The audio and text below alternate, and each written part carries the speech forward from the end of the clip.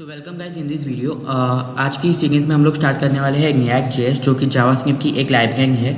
और इस वीडियो में हम लोग प्रोजेक्ट बिल्ड करेंगे React.js की हेल्प से। और उसके अंदर हम लोग काफ़ी सारे React के कंपोनेंट्स का यूज़ करेंगे, जैसे कि यूज़ इफेक्ट्स और काफ़ी सारे कंपोनेंट्स जो आपको वीडियो में देखने मिलेंगे। तो बिना किसी देर के स्टार्ट करते हैं हमारा ये वीडियो। तो चलते हैं अपनी कंप्यूटर स्क्रीन के अंदर और देखते हैं कि कैसे हमें React अपने पीसी में सेटअप करना है।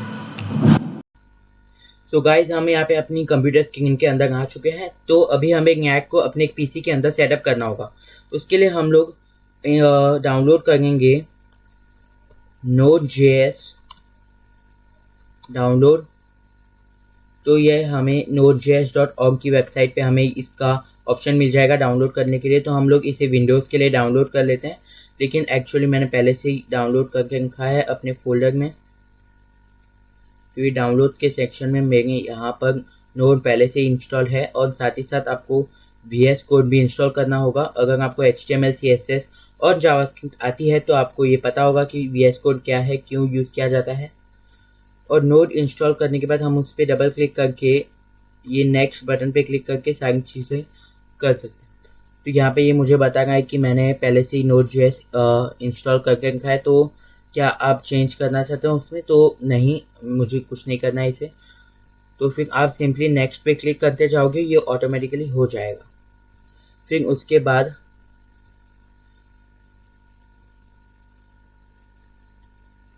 बाद हम लोग अपने विंडोज़ के सी ड्राइव के अंदर आएंगे। तो वहाँ पे मैंने एक फोल्डर बना के रखा है, और विंडोज़ की इस सी ड्राइव के अंदर ही मैंने नोड को इंपोर्ट किया है, इंस्टॉल किया है। उसके अंदर मेरा एक फोल्डर है @TechSite, इसे मैं ओपन कर लेता हूँ अपने VS कोड के अंदर। तो हमारा Node.js पहले से ही इंस्टॉल है।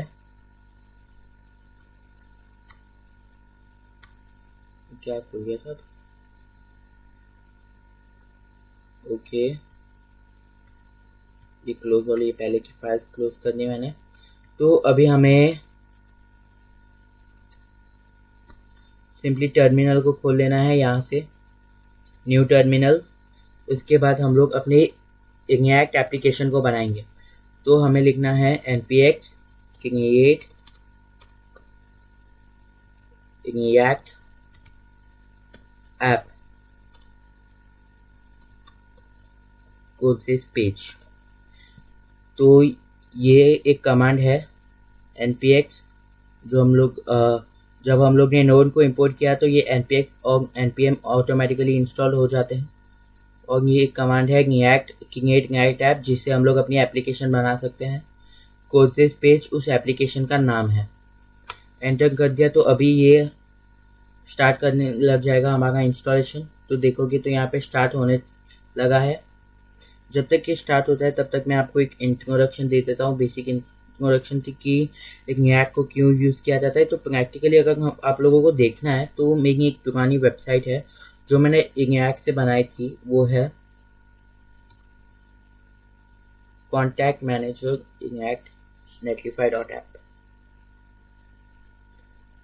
तो ये मेरी एक बेसिक सी एप्लीकेशन है जो कि React से बनी है। इसके अंदर हम अपने कॉन्टैक्ट्स की लिस्ट डाल सकते हैं, ऐड कॉन्टैक्ट्स। अब आप ध्यान से देखो इस जगह पे जहाँ पे मेरा कर्सर फ्लो हो रहा है, फिर मैंने यहाँ पे क्लिक किया ऐड कॉन्टैक्ट्स। तो आप लोगों ने देखा होगा कि ये पेज रीलोड नहीं हुआ, जबकि मैंने पेज चेंज किया है। यहाँ पे पेज चेंज हुआ है, /ऐड आया है, और मैंने, लेकिन आप देखेंगे पेज रीलोड नहीं होगा। तो इसका मतलब ये चीज़ क्यों हो गई है? क्योंकि ये मैंने इसमें React राउटर का यूज़ किया है, जो कि एक पेज से दूसरे पेज में स्विच करना है मुझे। तो इसका फ़ायदा यही है कि अगर हम लोग ये रीलोड नहीं आएगा तो हम इंटरनेट यूज़ होगा, और मेरी वेबसाइट भी फास्ट हो जाएगी इसकी वजह से। इसीलिए सारी चीज़ें मैं कर जॉब चाहिए तो React आपके लिए बेस्ट ऑप्शन है। आपकी CV इससे और ज़्यादा बेहतर बन जाएगी अगर आपको React आता हो। तो इस वीडियो में हम लोग सीखेंगे कि कैसे हम लोग अपनी एक खुद की एक वेब एप्लीकेशन बनाएंगे React की हेल्प से, जिसके अंदर एक React राउटर ये सारी चीज़ों का इस्तेमाल कर थोड़ी देर में हमारी React एप्लीकेशन बन जाएगी। उसके बाद हम लोग देखते हैं रिएक्ट की ऑफिशियल वेबसाइट जो है ये, तो ये React.js एक तक हमारी ये उसकी ऑफिशियल वेबसाइट है, जिसके डॉक्यूमेंट में अगर हम लोग जाएं तो यहाँ पे हमें सारे कॉन्सेप्ट दिख जाते हैं। तो अगर आपको कभी भी ऐसा कुछ डाउट हो या कुछ चीज़ सीखनी हो तो आप इस वेबसाइट से इजीली सीख सकते हैं।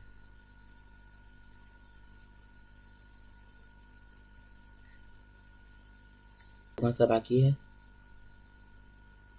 ये ख़त्म हो जाएगा, उसके बाद कम्प्लीटली बन जाएगा। ओके सो गाइज, हमारा जो ये रिएक्ट वो बन चुकी है और यहाँ पे इसने बता दिया है हमें कुछ कमांड्स जो है npm start, npm run build, ये सारी मैं बाद में बताऊंगा। अभी के लिए यहाँ पे हम लोग देखेंगे तो हमें कुछ फोल्डर्स दिखाई देते हैं। स्टार्टिंग के 3 फोल्डर्स जो है नोड मॉड्यूल्स के अंदर हमें सारे पैकेजेस मिल जाते हैं, जिसका यूज़ हम लोग अपनी वेब एप्लीकेशन के अंदर कर सकते हैं। इसके साथ अभी के लिए इतना इम्पोर्टेंट नहीं है, आपको इसके बारे में इतना डिटेल में जानने की भी ज़रूरत नहीं है। मेन है पब्लिक फोल्डर और src फोल्डर, इन 2 फोल्डर्स में ही हमारा सारा कोड होता है। तो पब्लिक फोल्डर को देख लेते हैं। तो पब्लिक फोल्डर के अंदर सिर्फ ये एक फाइल है जो आपको ध्यान में रखनी है, इसे हटा देता हूँ। तो अगर आप लोग इसे ध्यान से देखोगे, एक मिनट, ये कमेंट्स को निकाल देता हूँ, वैसे ही कोड काफ़ी ज़्यादा छोटा है।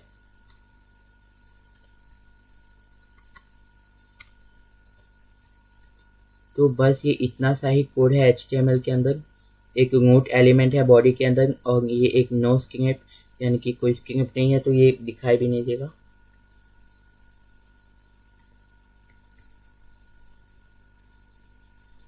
तो हमारा ये इसमें लिंक सारी इंपोर्ट की गई हैं।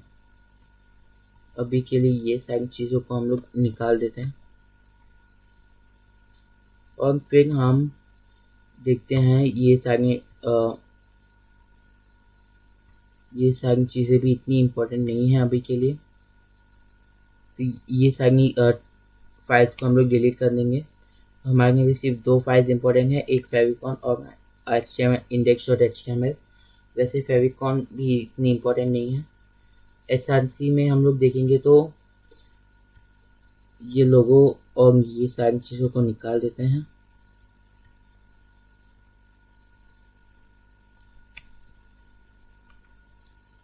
तो हमें एक चीज़, एक कॉन्सेप्ट समझना होगा, वो है रिएक्ट में रेंडरिंग कैसे होती है। तो यहाँ पे अगर हम लोग index.js के अंदर देखें, एक्चुअली स्टार्ट कैसे देखते हैं। हमारा ये HTML है जिसके अंदर रूट एलिमेंट है, फिर हमने index.js के अंदर इसे कॉल आउट किया, यानी कि हमने इसे बुलाया इस कोड के through, document.getElementById, react dom.create root, const root is equals to एक फंक्शन बनाया जो कि है root। उसके अंदर हम लोग ने बोला कि आप इस root एलिमेंट को लेके आओ index.html से और उस root.element के अंदर इस कोड को रेंडर कर दो। और ये कोड आएगा कहाँ से, ऐप से। और ये ऐप को हमने इंपोर्ट किया है यहाँ पर, इंपोर्ट ऐप फ्रॉम ./app, और ये ऐप और कुछ नहीं है, बस app.js है जिसके अंदर सारा कोड है। तो अब हम लोग इसका आउटपुट देखते हैं। तो हमने इस src को टर्मिनल के अंदर खोला है, फिर हम लोग लिखेंगे npm start। npm स्टार्ट होने से बस हमारा सर्वर स्टार्ट हो जाता है, जिससे हम लोग इस कोड का आउटपुट देख सकते हैं। तो ये स्टार्ट हो रहा है। तो ये हमारी वेब एप्लीकेशन है जो बाय डिफ़ॉल्ट ये दिखाएगा हमें एक, अभी सारी चीज़ें निकाल दी थी यहाँ से। तो अगर हम लोग इसे पूरा निकाल दें और डाल देते हैं एक div, उसके अंदर लिख देते हैं हेलो, तो सिंपली यहाँ पे हेलो आ जाएगा। और ये हेलो यहाँ पर आया कैसे, ये आया index.js के अंदर, यानी कि ये इसके अंदर आया यहाँ पे इंपोर्ट हुआ। इंपोर्ट होने के बाद ये गया index.html के अंदर। आप जैसे React को यूज़ करेंगे वैसे ही आपको सारी चीज़ें समझ में आने लगेंगी। तो अभी के लिए हम इसे स्किप करते हैं और देखते हैं ये जो बाय डिफ़ॉल्ट ये कोड है CSS का, ये कोड अभी वही था जो मैंने अभी आपको दिखाया था यहाँ पे पेज में, जो कि इंपोर्ट हुआ है एस इंपोर्ट से।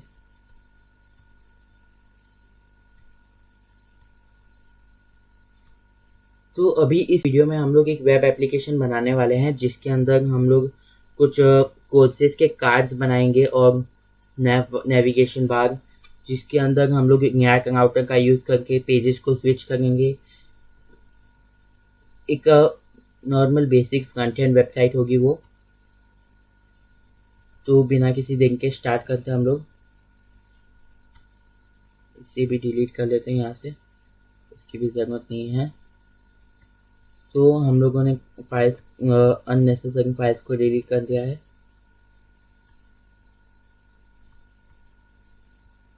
तो यहाँ पर जितनी भी अभी फाइल्स हैं उनमें से अभी हमें सिर्फ ये फाइल्स याद रखनी है, वो है इसके अंदर मैं लिख लेता हूँ ये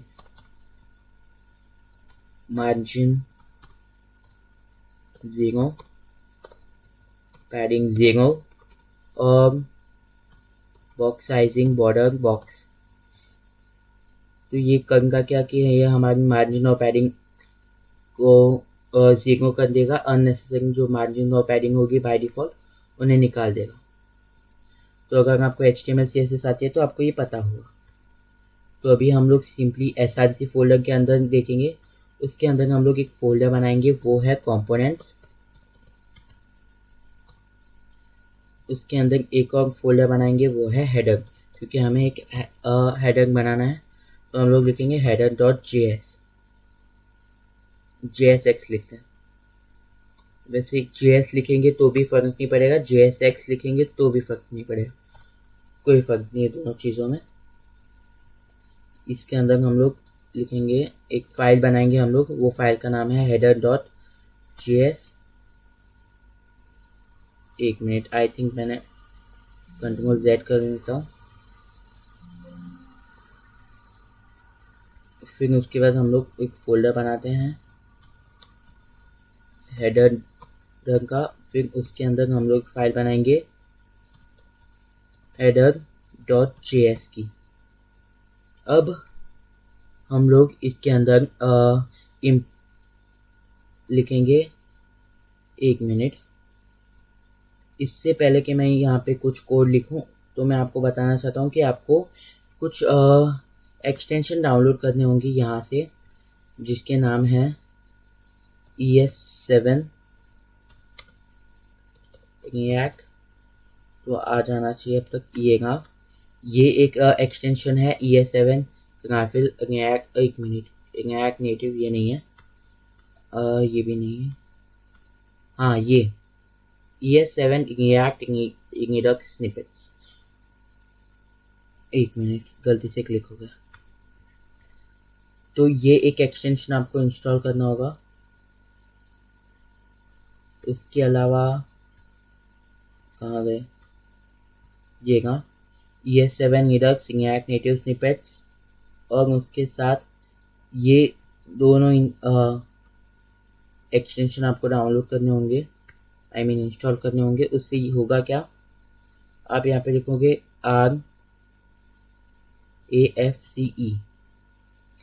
तो ये हमें React को इंपोर्ट करवा देगा, एरो फंक्शन बना देगा और एक्सपोर्ट डिफ़ॉल्ट भी कर देगा।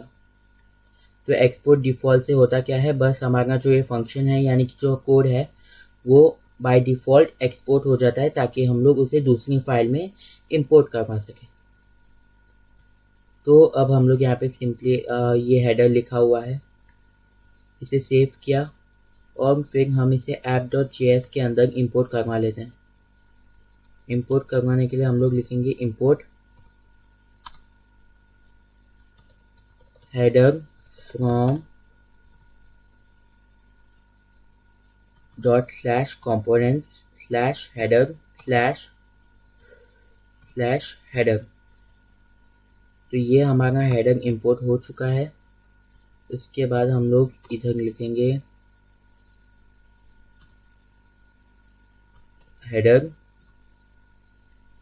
ओके, तो हमें जो कंपोनेंट्स होते हैं उसके अंदर हम लोग सिर्फ एक ही डिव में अपना कोड लिख सकते हैं, तो इसलिए मुझे एक ही डिव के अंदर डालना होगा ये। तो अब मैंने सेव किया यहाँ पे, तो देखोगे यहाँ पे हेलो के नीचे मेरा हेडर आ चुका है। तो यही चीज़ हमें करनी है। तो उसके बाद हम लोग ये हेलो और हेडर, सिर्फ हेडर को एक रखते हैं। उसके बाद हम हेडर